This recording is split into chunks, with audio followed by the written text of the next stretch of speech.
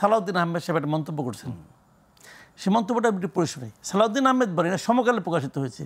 সালাউদ্দিন আহমেদ বলেন, গতকালকে বলছেন, আমরা ভবিষ্যতে রাষ্ট্র পরিচালনার ক্ষেত্রে জাতি গঠনের প্রক্রিয়ায় ডক্টর মোহাম্মদ ইউনূসের অভিজ্ঞতা ও পরামর্শকে কাজে লাগানোর আগ্রহ প্রকাশ করেছি। তার মানে বিএনপি সরকারে উনি থাকবেন? ওনারা বিএনপি আগ্রহ প্রকাশ করেছেন। কার কাছে করেছেন? ডক্টর ইউনূসের কাছে করেছেন। কবে করেছেন? ওই শুক্রবার দিন বৈঠকে 1.5 ঘন্টা বৈঠক বলেছি। কিন্তু তার মানে যেই কথাটা বাজারে ছড়াচ্ছে যে বিএনপি ক্ষমতায় আসলে ডক্টর ইউনূস রাষ্ট্রপতি হবেন, এখন যদি বিএনপির কাছ থেকে ডক্টর ইউনূস রাষ্ট্রপতি হওয়ার একটা আশ্বাস পান, তার ওই এতিম পুত্রকে নিয়ে দরকার আছে?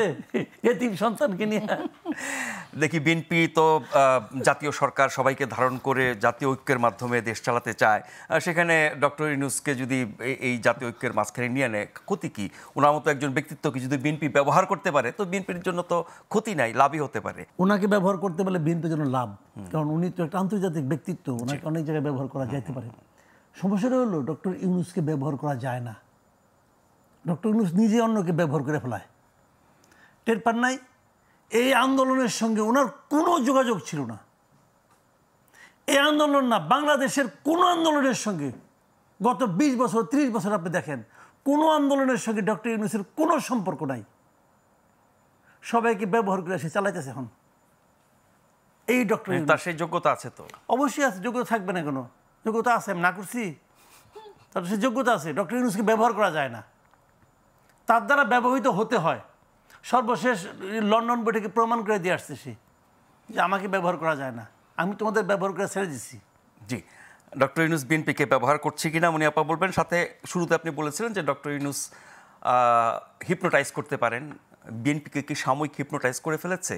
তো এই যে আপনার সম্মোহিত হয়েছেন, সেই সম্মোহন কেটে গেলে তখন বুঝবেন যে কাজটা কি ঠিক হলো না ভুল হলো। দেখেন, একটা কথা সমাজে প্রচলিত যে নাচালে নাচতে হয়। যে নাচায় না সে কিন্তু ডাবল কষ্ট করে।